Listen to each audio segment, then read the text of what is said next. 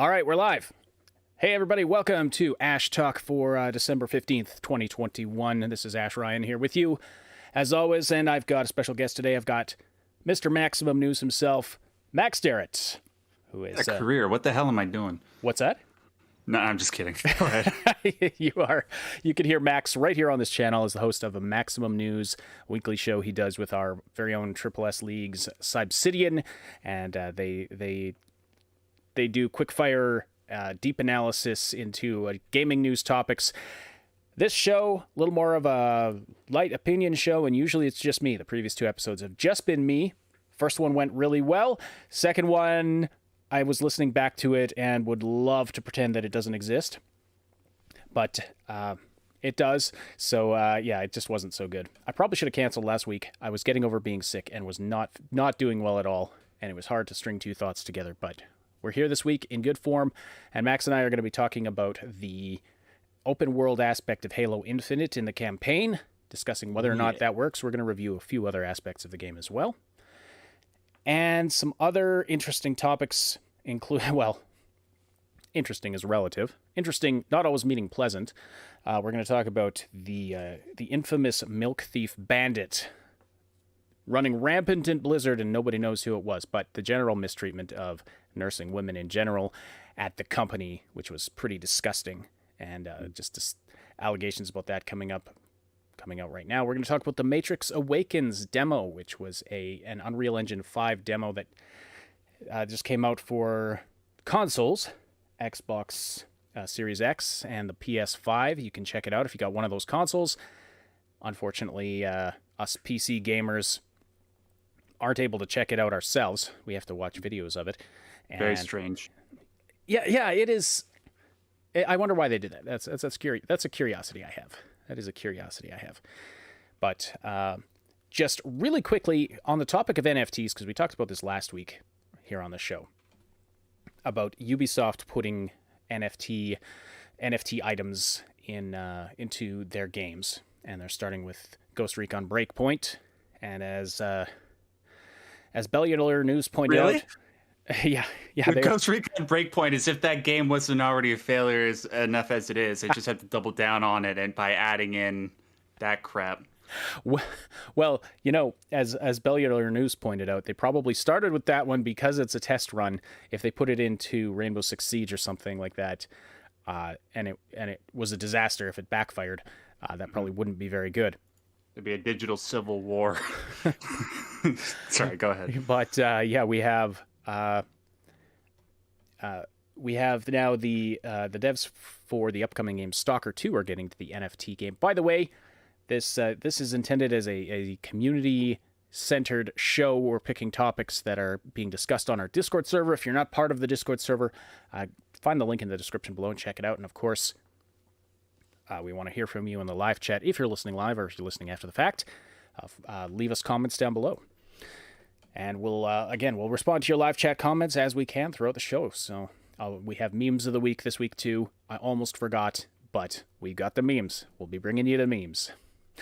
But okay, so Stalker 2. And Max, you were just asking me before the show, what exactly is an NFT and how does it relate to an in-game item? And so I'll try to briefly explain. I did some research on this last week. So basically, we've all heard of Bitcoin and cryptocurrency, and so there are these units that are on this system called the blockchain, and these are being used as currency. Well, you can do other things on the blockchain as well. And one thing you can do is create like a digital token, attach it to a piece of digital artwork or some sort of digital asset like a picture or a clip from a live stream or anything. Literally anything you can create digitally can then be associated with one of these blockchain tokens. And the blockchain token can be traded, and that basically it provides a symbolic form of ownership over a digital asset. So like this screenshot right here that's on the screen right now. Copyright issues from, Stalker 2 aside, you could take a picture like this and say, okay, I'm turning this into an asset on the blockchain network. It's now an NFT, and then you can sell ownership of this picture. But it's purely symbolic, because I can right-click this right now and download the picture. Anyone can do that. But someone could buy the NFT that gives them symbolic ownership of this picture. And if that sounds silly, that's because I've boiled it down to what I think are what I think the real definition is, as opposed to sort of the fancy elite sort of terms that are used for this kind of thing. That's all it is it gives you symbolic ownership over something. So you can do this with in-game assets as well. And so Ubisoft is going to be putting out these wearable, playable, cosmetics and things that are playable in game, and they're actually going to have serial numbers on them, which I find hilarious. It's basically digital collectibles with serial numbers.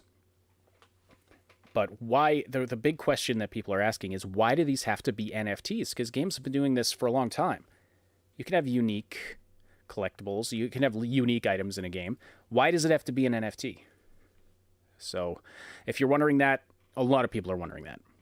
Right? I want the penetrator from Saints Row 3 to be turned into a digital collectible, and I want to have exclusive ownership over that, just so that I could say that I have it. You want to own the penetrator?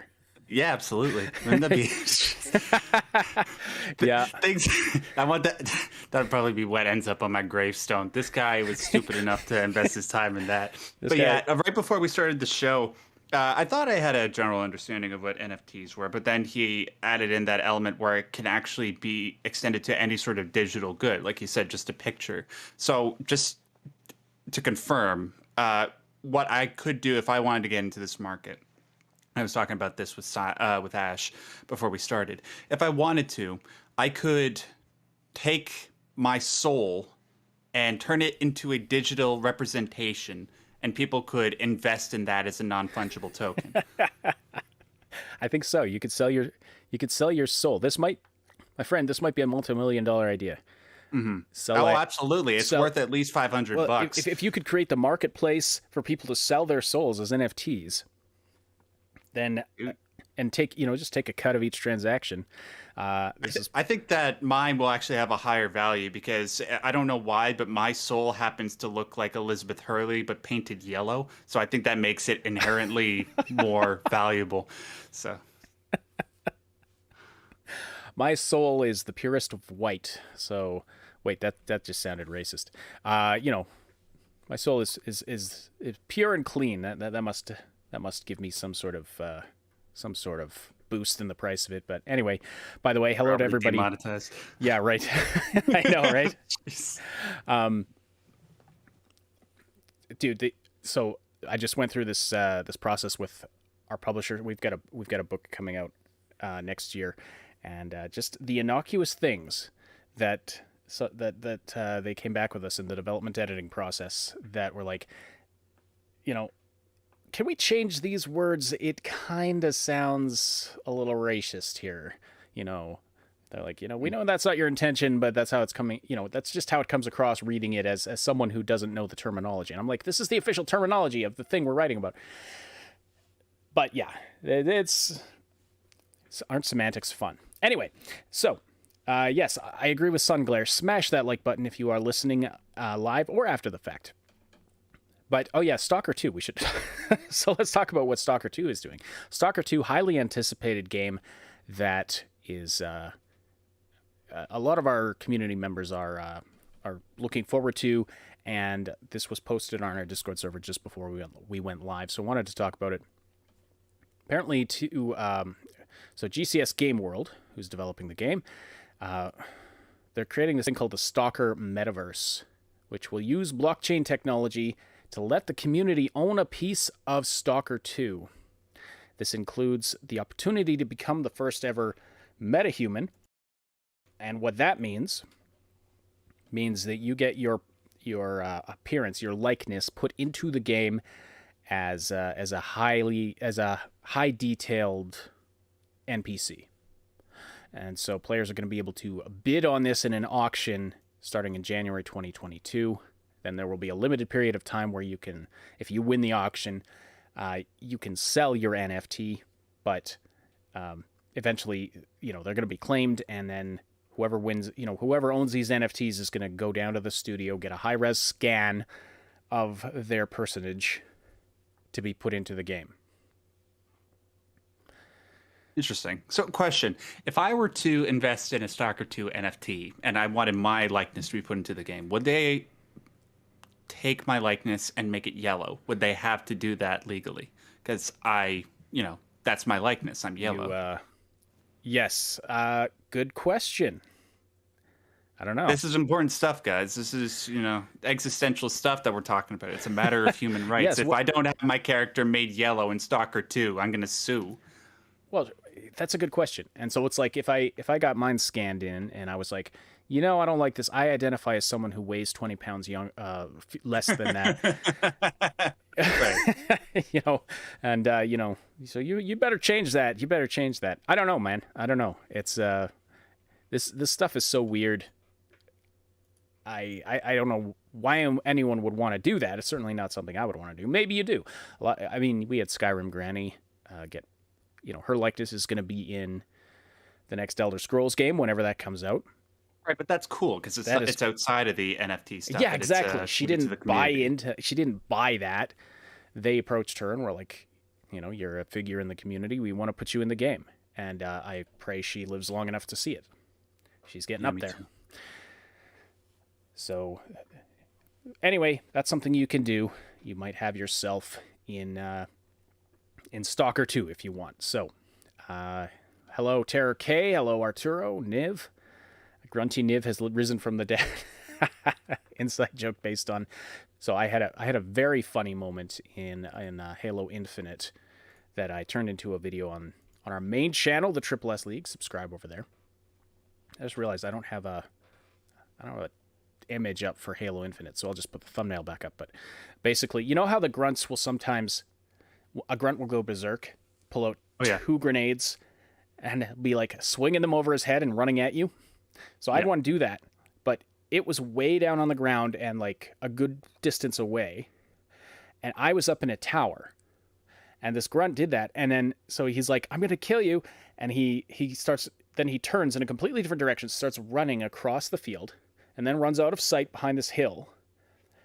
And then you can still hear him just shrieking and screaming as he's making his way up this incline around the hill. And then suddenly he comes into sight around on the other side and is running at me. The whole thing took a good 20-25 seconds, and it was absolutely hilarious. And he got within a few feet of me, and I shot him in the face. And we've memorialized him as Niv the Grunt. In honor of our community named him that, in honor of our Discord member Niv, who is well known for his love of wanton destruction in video games. So that's where that comes from, and I thought it was perfect. So, Grunty Niv. The grenades took 25 seconds to blow up after the trigger was pulled. He's holding live grenades. He's holding live grenades and just running up the hill. It was hilarious. It was absolutely hilarious. 343, if you're listening, don't fix that. That's please hilarious. Don't ever fix that. We want our berserk grunts. We want our berserk grunts. Okay. So, that's a good segue to talking about Halo Infinite. So we're going to talk about the campaign specific. We're going to spend most of our time talking about the open world aspect of the campaign mode in Halo Infinite. Does it work?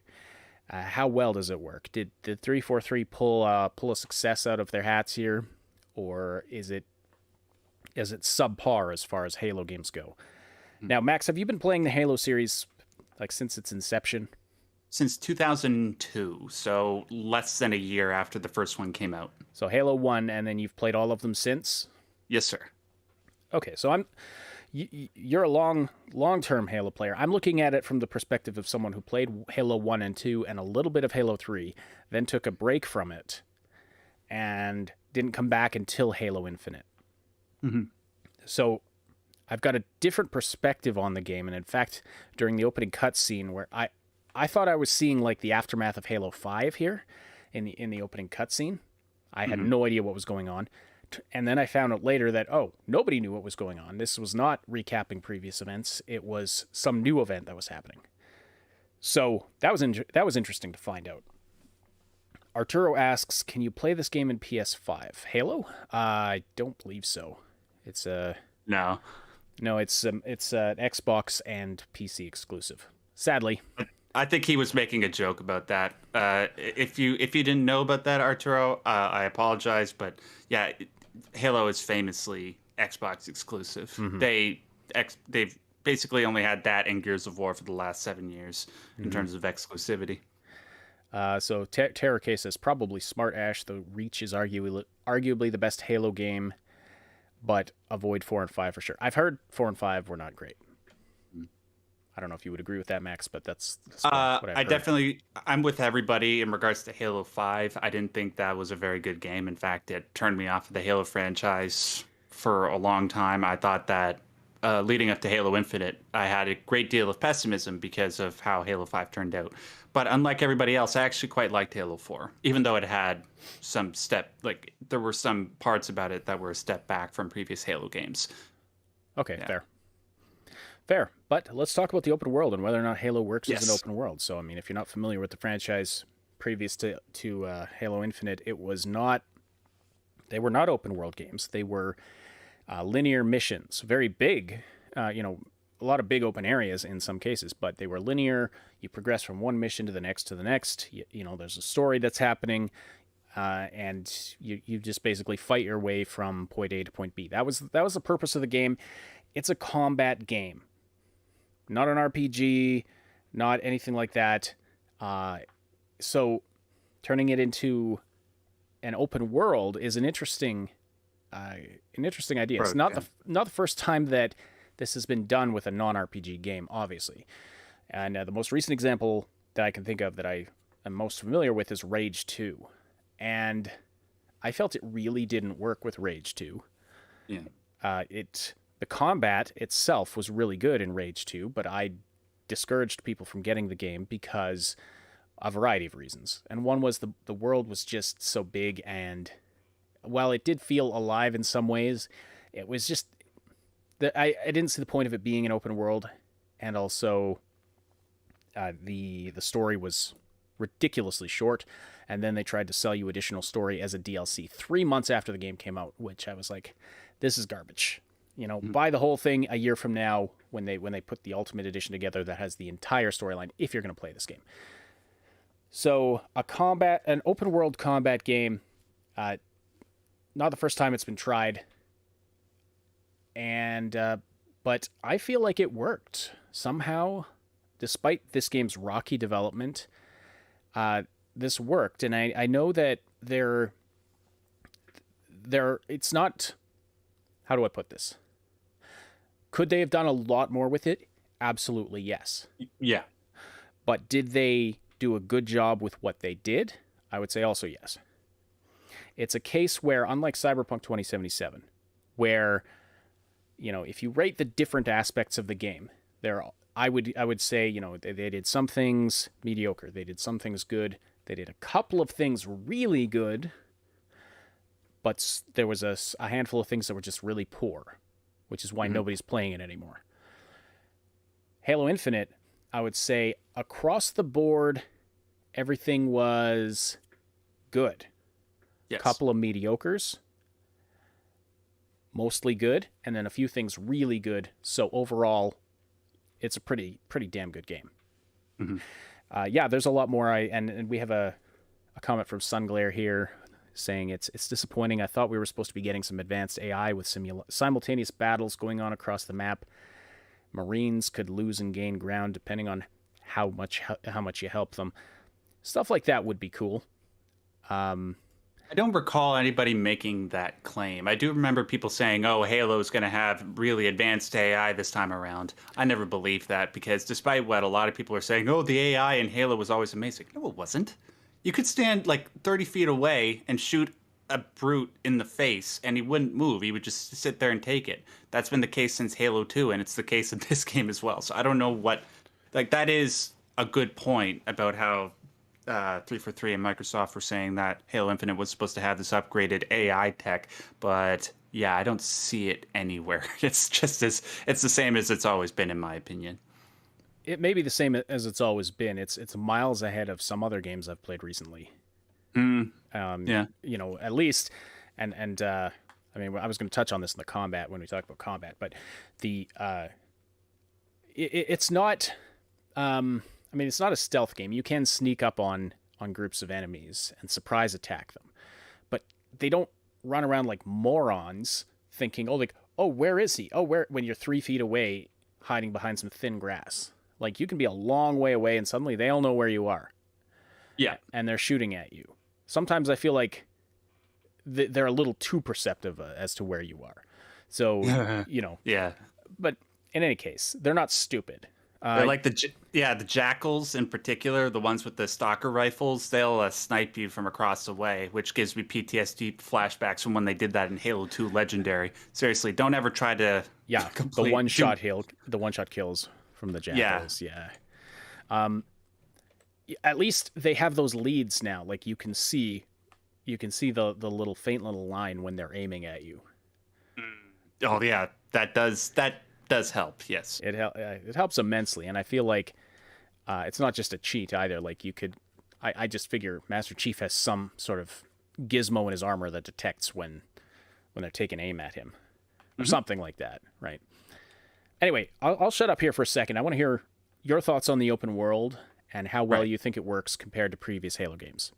Yeah, so obviously this was a gamble. This was their first time doing it. It has worked in the past. Like, I think, if I recall correctly, the games in the Far Cry series that came out before Far Cry 2, I think there were a couple. There was just Far Cry Plain, then there was like Far Cry Instincts Predator, and then Far Cry 2. And Far Cry 2 is when they brought the open world element to it, I think. But before that, it was a linear progression, and it worked out well for Far Cry. So it's not like it's unheard of that a change in formula would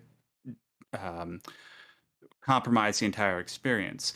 For Halo, it's the first time they did it, and I have to say that it remarkably works, and I'm terribly glad about that, because for Halo 4 and 5, the reason why a lot of people don't like it, even though, like I said, I did love Halo 4, is because people were consistently comparing it to the archetypal quality of the Bungie games. So that'd be Halo 1 all the way through Halo Reach.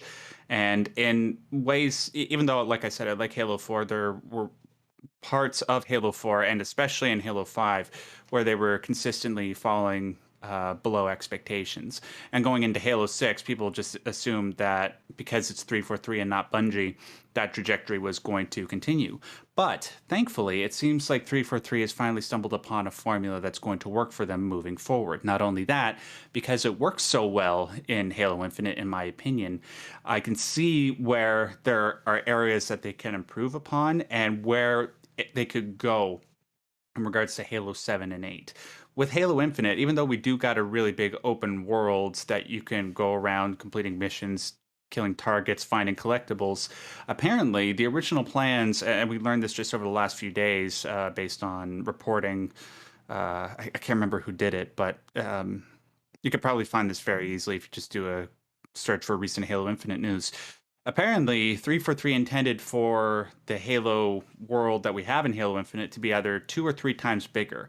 Because as you'll notice, Ash, in the world that we were offered, there's a distinct lack of biomes. You know, there's no sand levels, there's no snow levels. And those were all over the place in the previous Halo campaigns. Well, the reason why is because they didn't have time to finish those. So they just had to stick to the one biome, which was a lot like the biome that we saw in the second mission in Halo 1, where it's just green all over the place. And it looks good, but, you know, hopefully in Halo 7 and 8, we'll be able to expand to those additional biomes, make the world bigger, give us a whole bunch of different missions with different things that you can do, more upgrades that you can find, different ways to make battles a lot more dynamic and a lot more unexpected. And that pessimism that I had about how 343 was treating the linear campaign formula that was established by Bungie, that's completely gone now that this open world formula clearly has worked so well. I would anticipate they'll keep going in this direction. Yeah, absolutely. I found that if I think about, like, it is very different, and I think it's different in some negative ways. For example, like you said, is very uniform in terms of the biome is the same throughout, which I think from a lore perspective actually makes sense, but from keeping the player's interest perspective, perhaps a negative. Although I haven't gotten sick of it like it's a minor negative for me. It's a minor negative at this point. It is true that a lot of the interior levels, you're in these forerunner structures that all kind of look the same. That I agree where, it's a little bit, it gets repetitive. It does get repetitive. Hasn't killed my enjoyment of the game, but it is a point against it in my opinion. But I think it's good. It certainly opened up some other possibilities too. For example, everything is available at the same time. All of the weapons and equipment and vehicles. Yep. You can bring anything you want to any encounter. Well, actually, no. You have to earn certain vehicles. Oh, yeah. You have to. Yes, you have to acquire them. But, if you're in some part of the map and you haven't unlocked the rocket launcher yet, but you find one somewhere, and some grunt might be carrying them, which is another interesting thing. I mean, it's not. I know we've seen before with the aliens using the human weapons, but I felt when I'm going around in this world, it feels like there's been a long conflict taking place here because there's debris everywhere. It would have been interesting to have maybe some older battlefields where things are burned out and maybe there's skeletons lying around all over the place. That might be more gruesome than they wanted to go with it, but that kind of thing where you're in The Witcher 3 and you go through that place where the battle happened and the creatures are circling around. It would have been cool to have some variety like that. They didn't do that. But basically, you can bring any weapon you want once you've unlocked it, or any vehicle, to any encounter. This was not the case previously. I mean, maybe if you wanted to bring a sniper rifle, maybe you could hang on to it through several missions. But eventually, you're going to want to trade it out for whatever's available to you, right? You don't always have everything available to you all the time. It's whatever you pick up from enemies or whatever. Maybe there's an ammo crate or a weapons crate somewhere that you can grab something from. So that really I think that just opened up the possibility. So my encounter of a particular, or my experience of a particular encounter could be very different from yours. And I had one mission where, where you're opening those 3 big gates, and as I'm approaching and scoping it out, an elite just happened to be flying by in a Banshee. So I climb up this cliffside and I jumped off, grappled it, kicked him out of the Banshee, and attacked the thing in this flying vehicle that just happened to be coming by.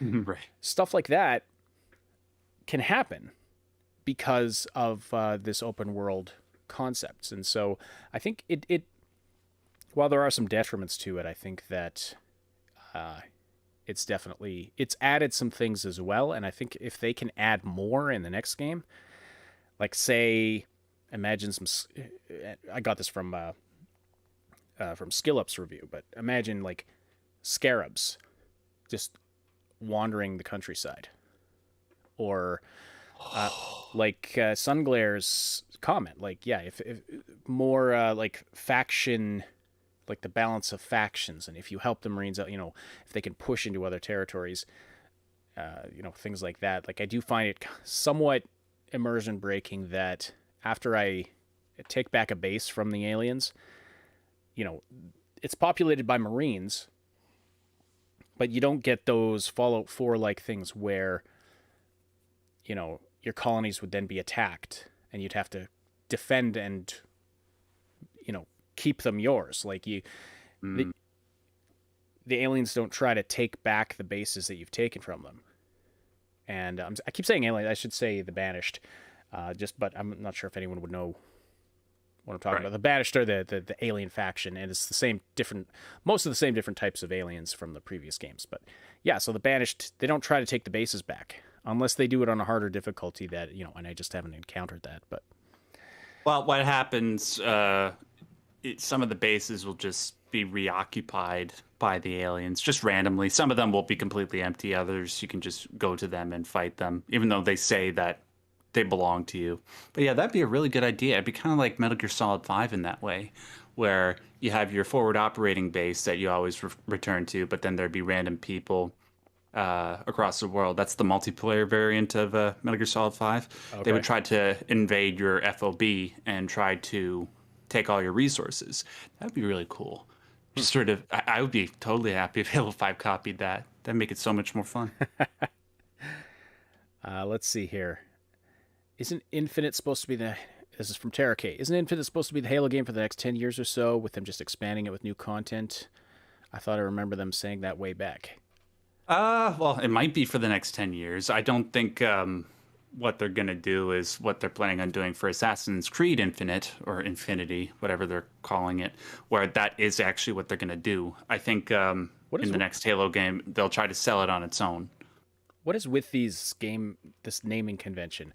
Halo Infinite, Assassin's Creed Infinity, Doom Eternal, and there was another one that's... That's like all of this. It's like this...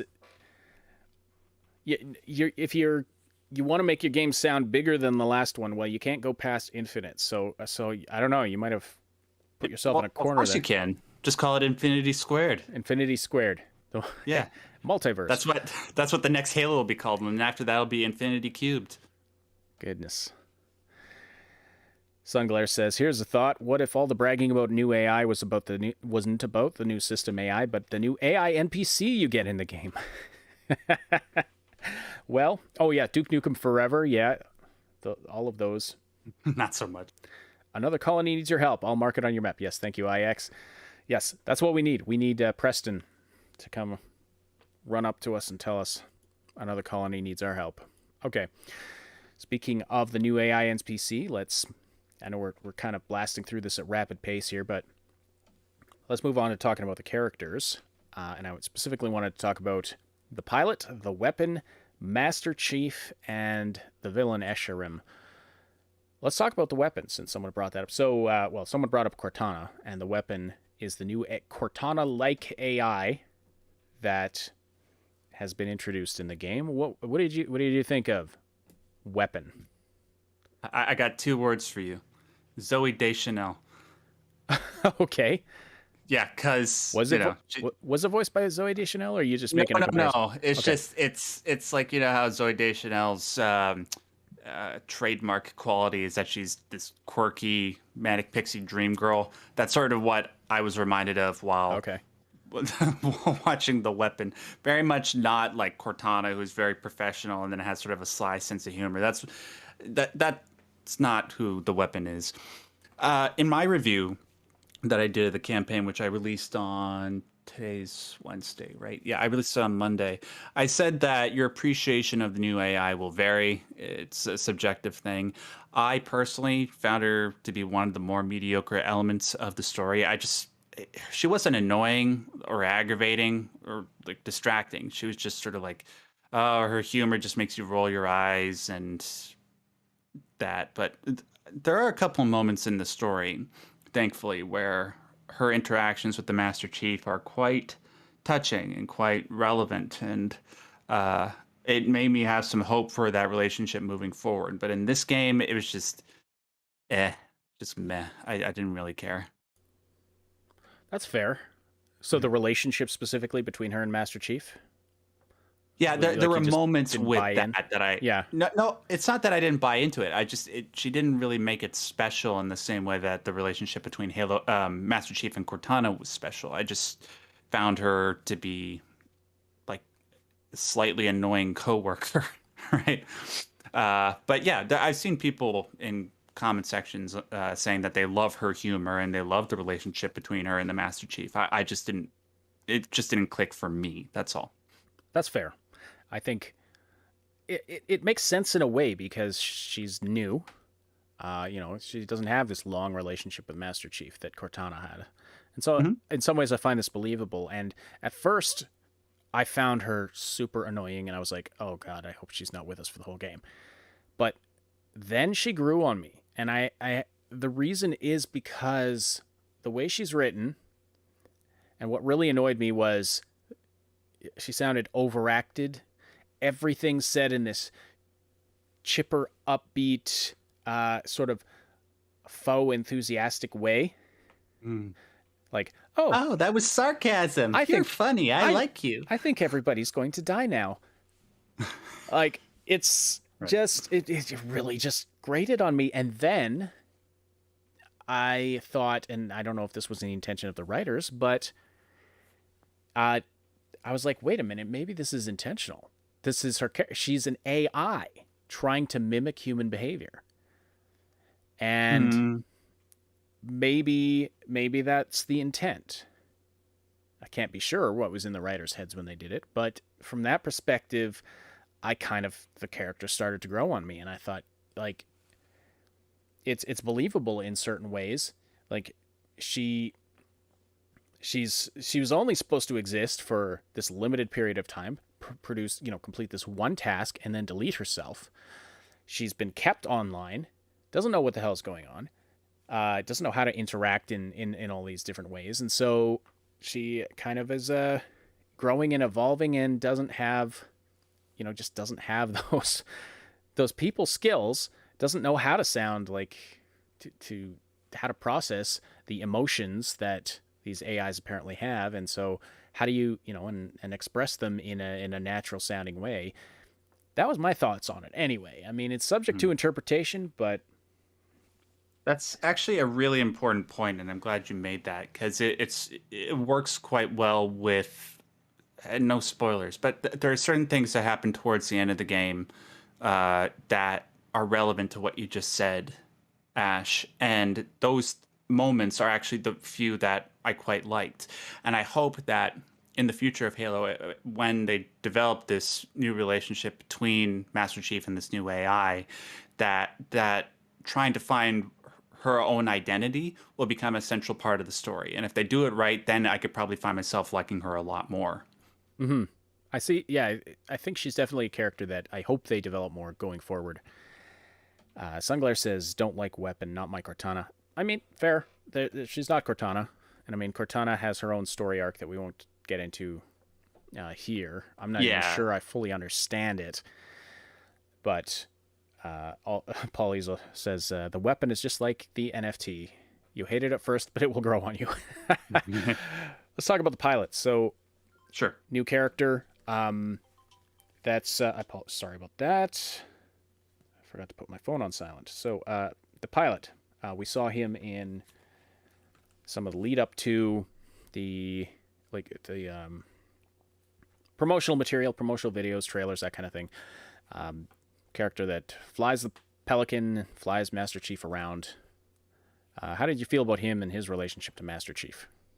Yeah, I found him to be a lot more likable. He introduced the more human element of the story, because Master Chief, even though you see those moments of humanity from within him, they're only moments throughout the entire story of Halo Infinite.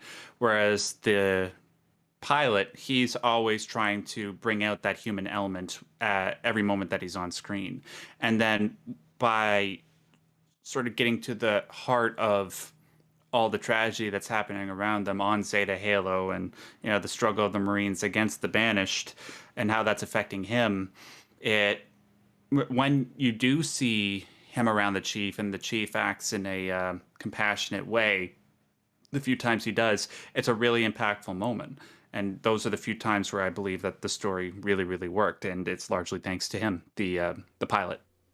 Yes, I would agree with you on that. And there was, he does seem at first a little one-dimensional, like he's just all about wanting to get out of there and telling Master Chief why this isn't going to work and why this is going to get them killed. But then you learn more about his character and why he's actually there, and how he came to be where he was to pick up and save Master Chief at the beginning of the story.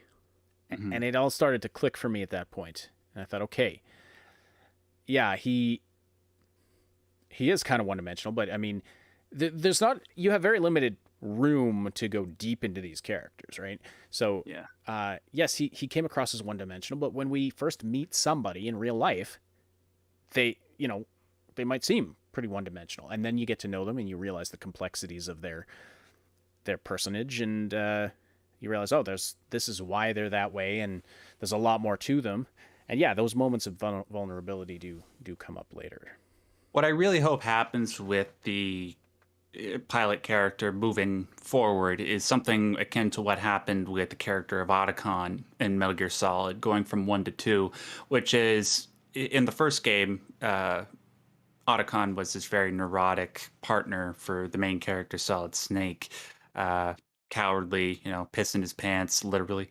And then going into Metal Gear Solid 2, he was this very capable partner who is as important to the success of the mission as Snake was.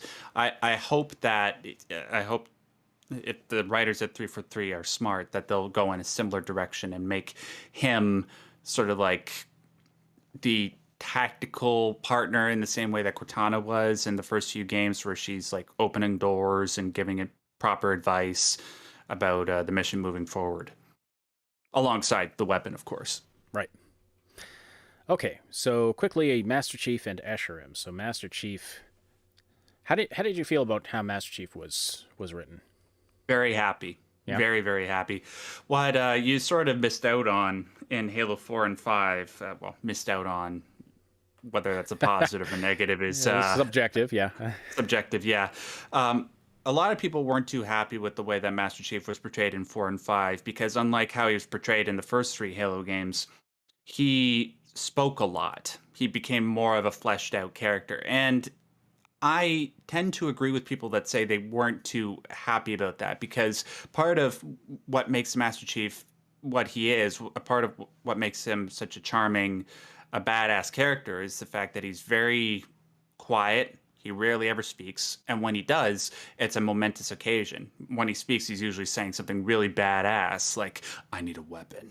And then, in Halo 2, when the commander's like, what are you planning on doing, Master Chief? He's like, I'm going to get the Covenant back their bomb. And it's just like, you want to beat your chest and just go, grrr, it's just that's how still it inspires. My favorite, it's my favorite moment in all the Halo games, that one right there. Of course. That was dope. That was so badass, yeah.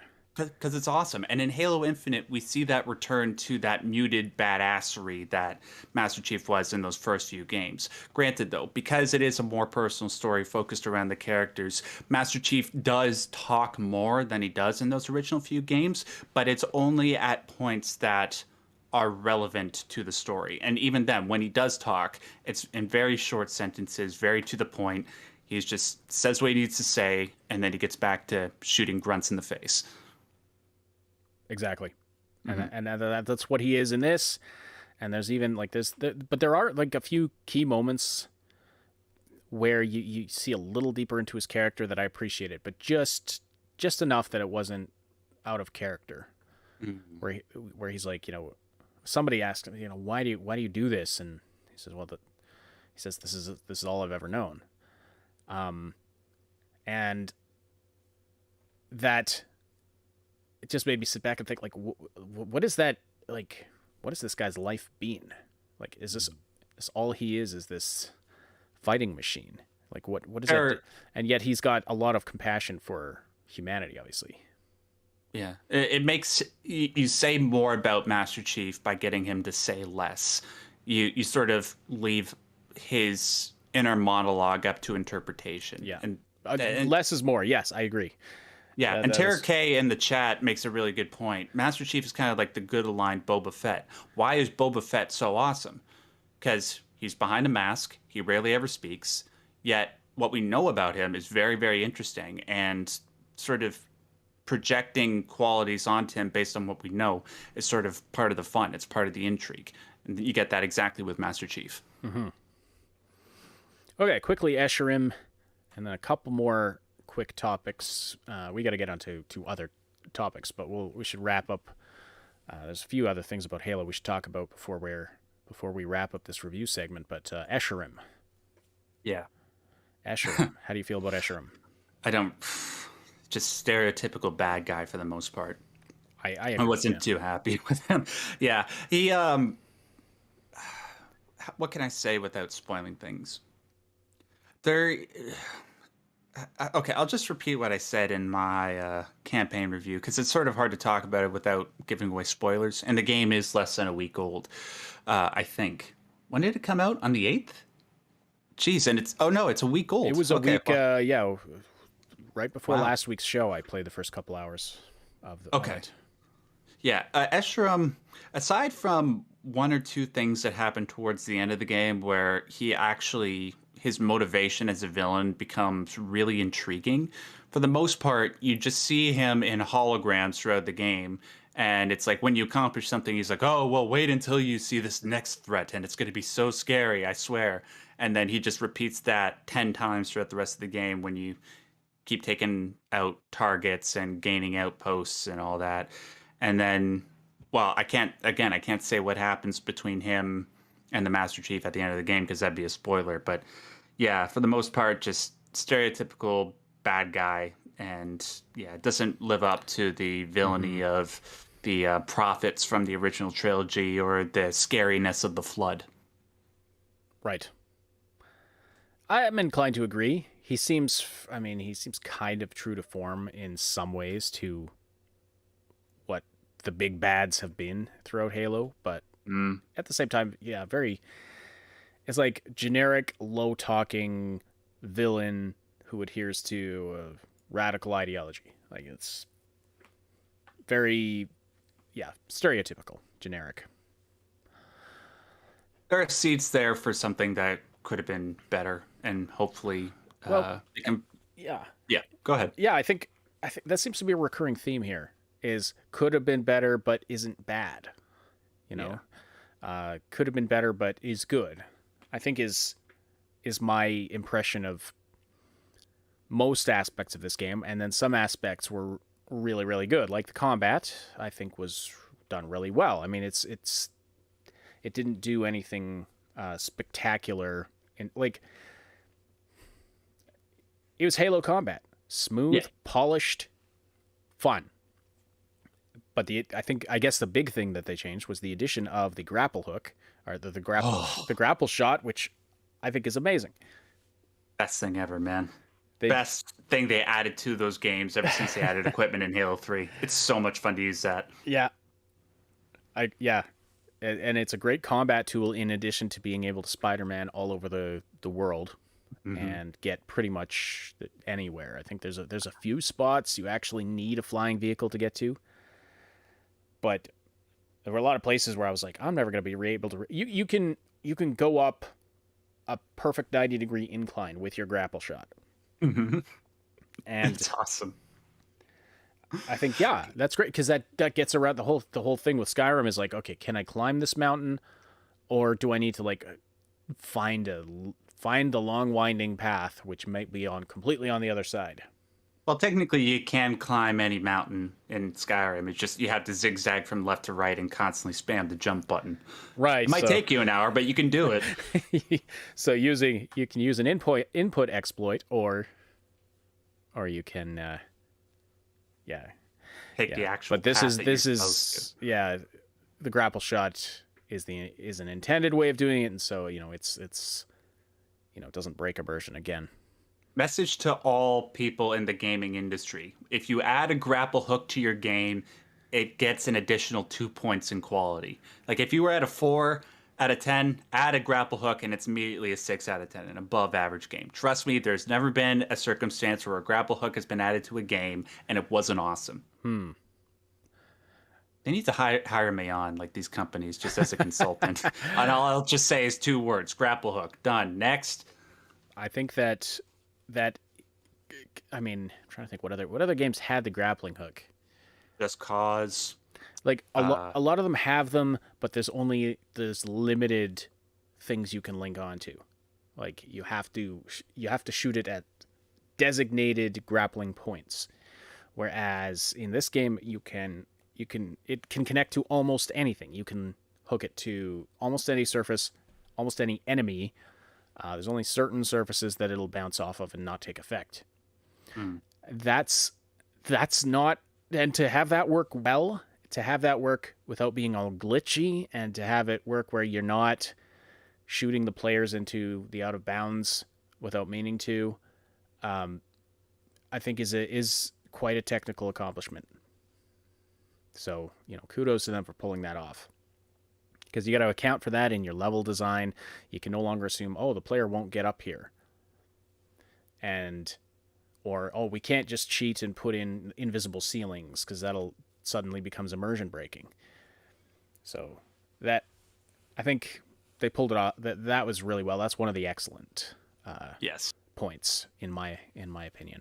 Story and mission design we've kind of talked about a little bit. Let's just specifically talk about the mission design. So you do have your linear missions with your big Halo set pieces, which is one of the things that a lot of reviewers have been talking about. Where are our big, vast Halo set pieces? They are there, though I think they're smaller than normal. I think they're small. They're smaller than the missions in most Halo games. Yes. Is that your impression as well? Yeah, because yes, they're there. They're toned down though. They're toned down, and a lot of them do feel kind of the same because you're going again through these forerunner structures that they are all made of this glassy metal material that looks really good. It looks really good, but it does get very repetitive. Yeah, I wasn't a fan of the few linear missions that they have there because most of them are interiors, and again, they all look the same. It's when the game opens up beyond those first couple missions where it is linear missions, and you get out into Zeta Halo and you go to, taking out the targets, getting the FOBs, where it really begins to open up. And then you got a few of those linear missions towards the end of the game, which are a little bit more interesting because it's closer to the end of the game. You get a boost in power. You get to do certain things that, without spoiling too much, it kind of reminds me of the last level in Half-Life 2, which is cool. But yeah, beyond that, you don't have those big set pieces like in Halo 3 where you're in the tank or the Hornet and you're going up against those gigantic scarabs, right? Nothing like that in Halo. Thankfully, it's the baseline gameplay, which is so finely tuned and so much fun, that makes those lack of set pieces not as noticeable. It's noticeable, but it's not distractingly noticeable. Hopefully in future games they'll be able to add stuff like that where, as you pointed out before, Ash, the idea of scarabs just roaming the the world of Halo and then you just fly down to them and take them out. That sounds so cool. I hope they add that. That'd be super cool, especially if it's like, all these things are going around just, taking out all our guys. Like, can you take them down? And it's a super challenge to take them all down. And that's one thing I really did enjoy. I enjoyed the open world missions. Some of them part of the main story, some of them side missions. But going to these facilities, figuring out, destroying the banished infrastructure, basically, or like checkpoints that they've set up, or their production plants, that kind of a thing. I enjoyed those missions. I've heard some complaints that it's basically just go in, shoot everybody, blow up these things, and you're done. Well, that's what Halo is.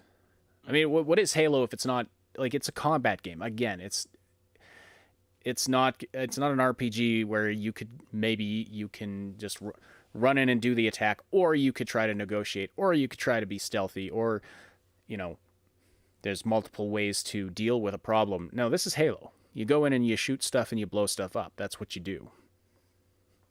So I felt it fit. But I mean, everyone's entitled to their opinion. The goal with this is to try and give all of you the what you're getting into if you decide to pick up this game. We want you to know what you're getting into, and if it sounds appealing to you, then it's definitely recommended.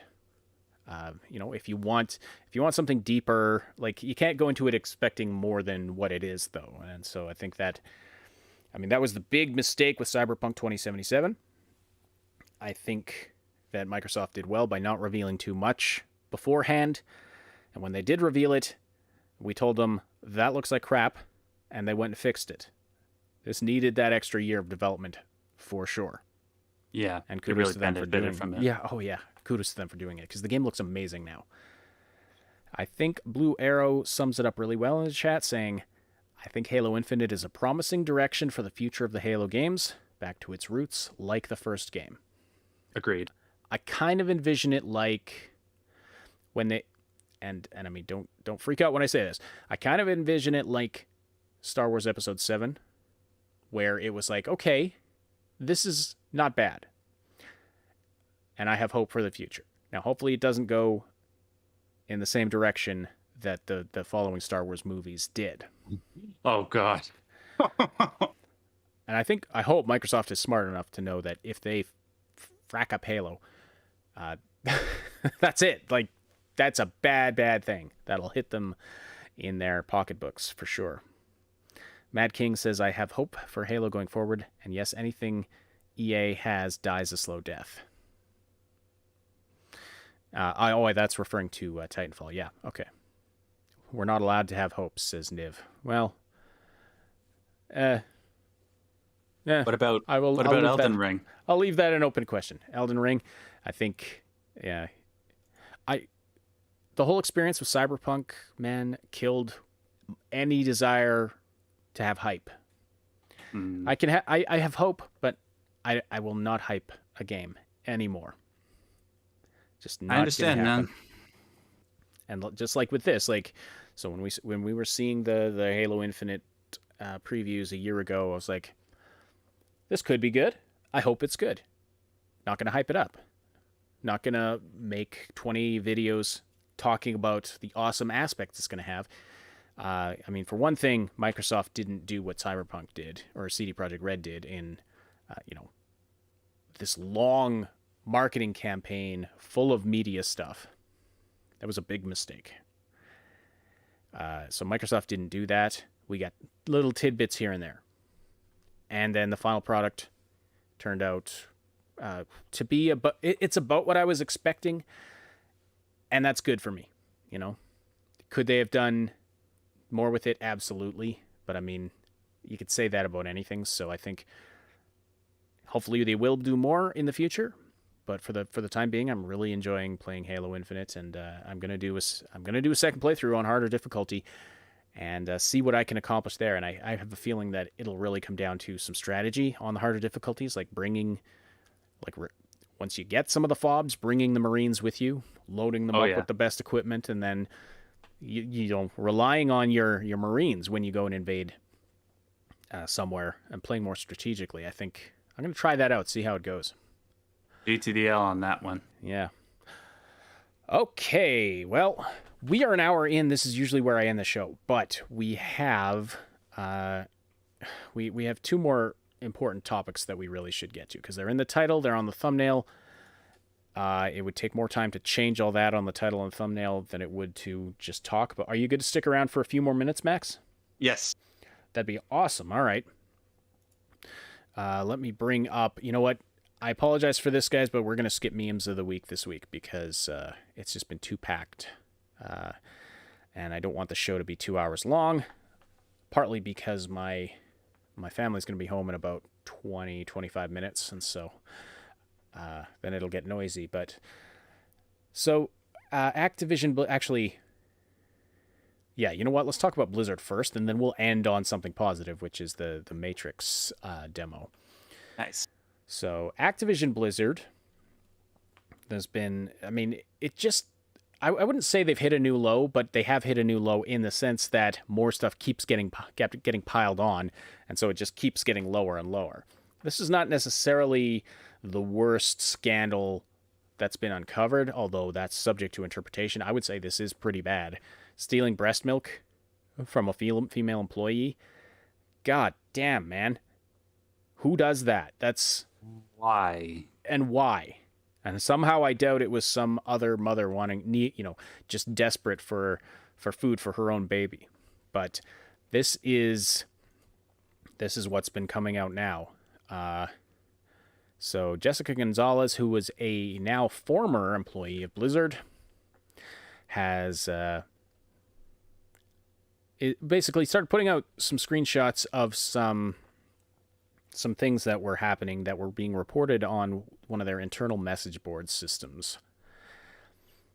And so basically, in a nutshell, there are these quiet rooms where I guess they're somewhat multi-purpose, but basically this was a designated spot for mothers who had just had a baby and were nursing to go and pump the milk so that they could have it for their babies, which is an important thing. And it's a very personal thing, and especially as, well, we'll get into later, like it can be it's a difficult thing. If you've never had a baby, it might not be apparent how personal and important a thing this is, especially for a mother. But anyway, these rooms were not maintained, and there were a whole lot of problems. And so she lists a whole bunch of problems here that somebody on their internal system was reporting. So basically, the chairs would rock backwards and could not be locked into position to properly position oneself to pump, and so the mothers would have to sit on the floor. The tables were made of wood, were porous and textured, so even though they were cleaned, breast milk built up and caked on the table, discoloring and leaving trapped milk on the table. I know this is not a comfortable description of things, but this is what was happening. And by the way, as soon as this started getting reported very recently, suddenly those tables disappeared from the rooms. That's what we have heard now. So suddenly those tables disappeared. The outlets, there was a problem with the outlets. There weren't enough outlets. But this isn't the worst of it. Where it really gets bad is insufficient storage space. There were no locked cubbies for the moms to keep their pumps safe. Many had to lug them across campus multiple times a day. And sidebar on this, I mean, if you've got some creep going around stealing breast milk, imagine what they would do if they came across your breast pump. Oh. I don't blame them for not wanting, and if they're there and they know that they're working with a whole bunch of misogynistic douchebags, I don't blame them for not wanting to leave their breast pumps unattended and not locked up. God damn it. Like, refrigerators had padlocks that were not constantly locked or could be accessed by other employees. Employees were using the fridges to store their beer in. But the reason that the locks were on them in the first place is that nursing people's breast milk would be stolen. So you've got these fridges for the breast milk to be kept in. They had to be locked because the stuff was getting stolen. And then the locks were broken or just not being used, which totally defeats the purpose. And then somebody was keeping their beer in there. What the hell is going on at this company, man? Man, at this point, if any of you watching this right now, this is going to piss some people off, but I don't care. If you know about all this stuff that's going on at Activision Blizzard right now, and you're still giving money to this company by playing World of Warcraft or buying loot boxes in Overwatch, I think less of you. Yeah.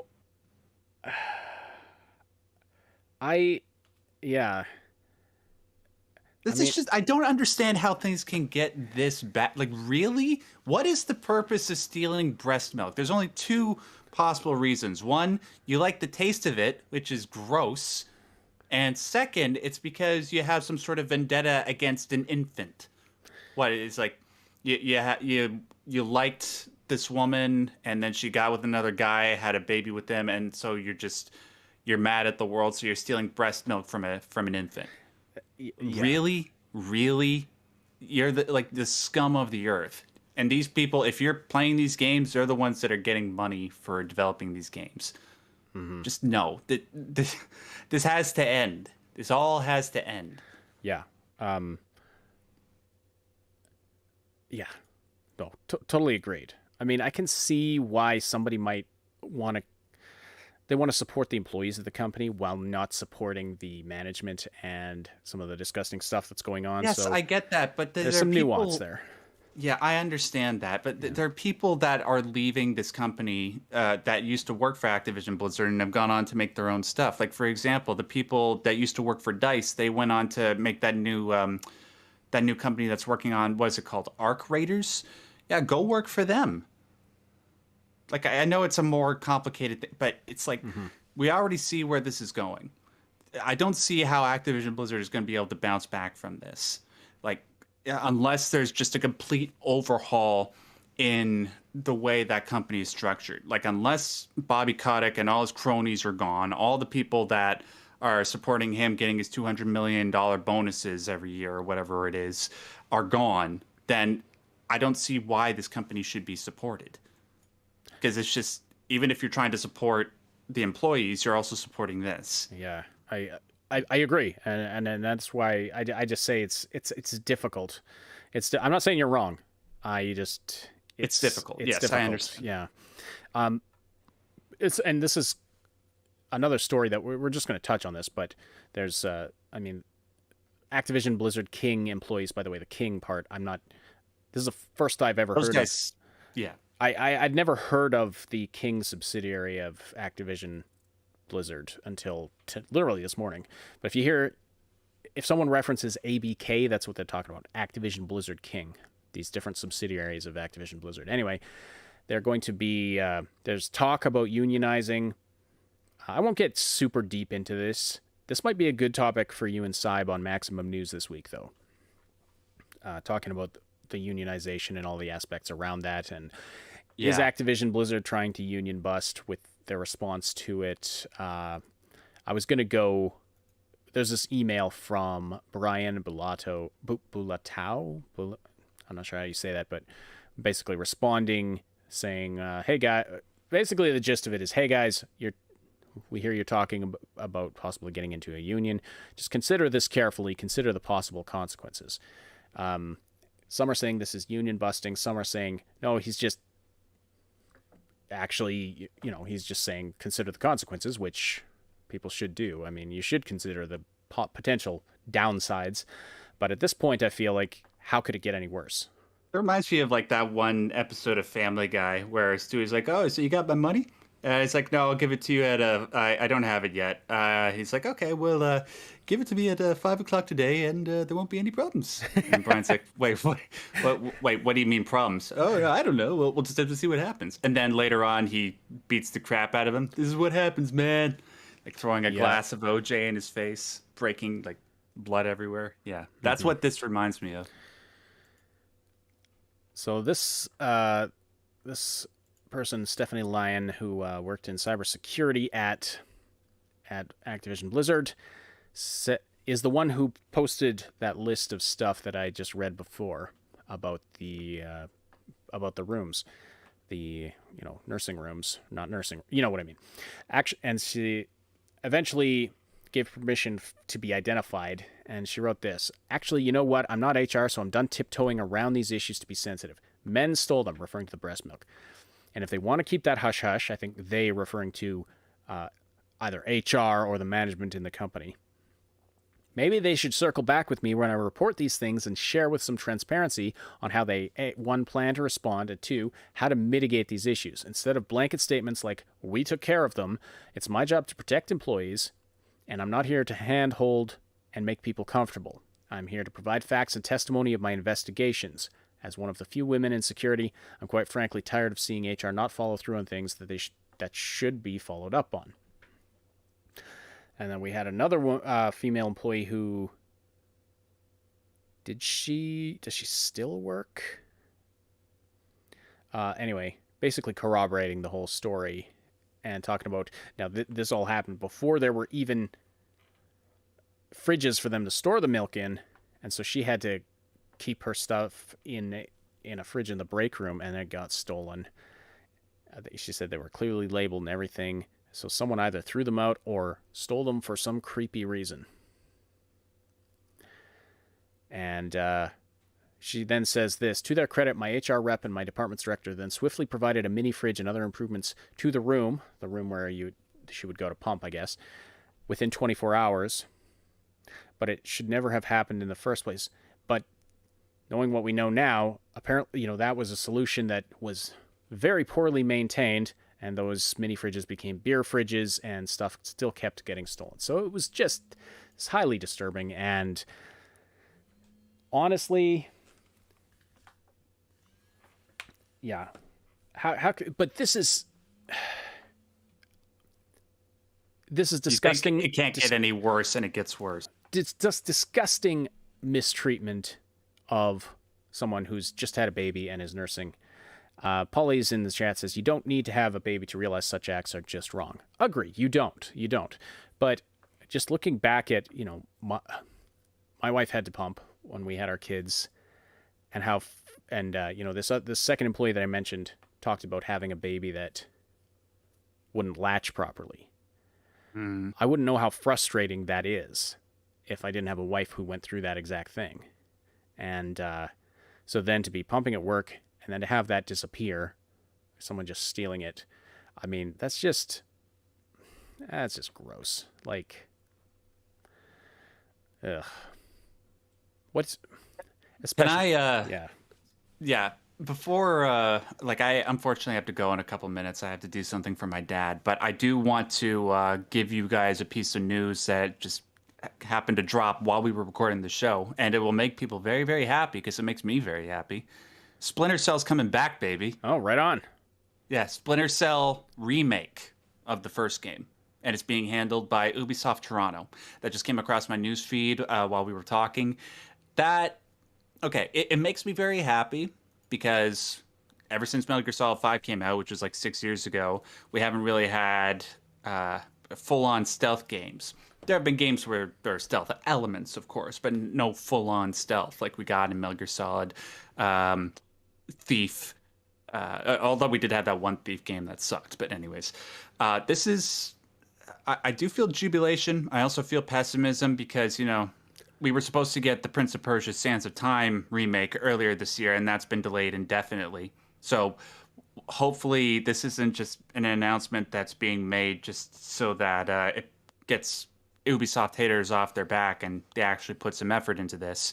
But yeah, I'm just going to try and focus on the positive right now because otherwise I'll just continue to feel depressed, especially with that Activision Blizzard story. Well, sure. Do you have a couple minutes to talk about the Matrix demo? Oh, yeah. Yeah, I got a couple more minutes. Yeah. Sure, right on. Okay, well, we won't talk about this forever. Of course, new Matrix movie coming out, and Max, you've been covering, you've been doing analyses of Matrix 2 and 3 on your channel, which have been really good.